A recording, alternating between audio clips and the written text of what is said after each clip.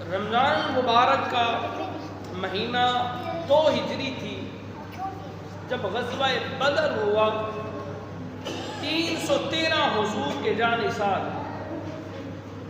1000 کفار کے ساتھ جب ڈٹ کر مقابلہ کیا تو جو کافر تھے 70 بڑے بڑے ان میں سردار بھی تھے واصل جہنم ہوئے. کوئی گھر ایسا نہیں تھا جس گھر کے اندر کسی کا بھائی، کسی کا جو ہے بیٹا، کسی کا شوہر اس دنیا سے نہ گیا. تو ان کو شکست کا سامنا کرنا پڑا، وہ بھاگے. پھر 1 سال پورا ان کے اندر آگ جلتی رہی اس تڑپ کی کہ مسلمانوں نے ہمیں شکست دی ہے.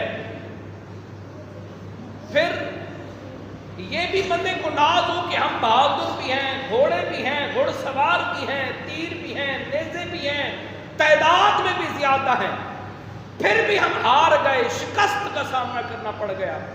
اب صاحب ذرے آگ تو مزید بھڑکے گی، وہ تکلیف تو مزید اضافہ ہوگا. کیوں؟ کیونکہ 313,000 کا مقابلہ، پھر بھی ہم شکست کھا گئے.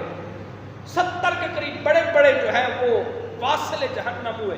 وہ 1 سال پورا ان کے دلوں کے اندر وہ آگ بھڑکتی رہی بدلہ لینے کی کہ ہم نے بدلہ لینا ہے.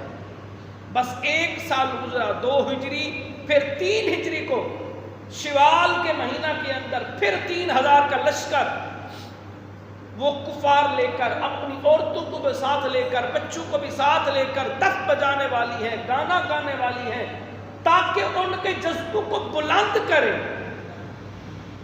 پھر وہ میدان چھوڑ کر بھاگے نہ، عورتوں کو بھی ساتھ لے آئے.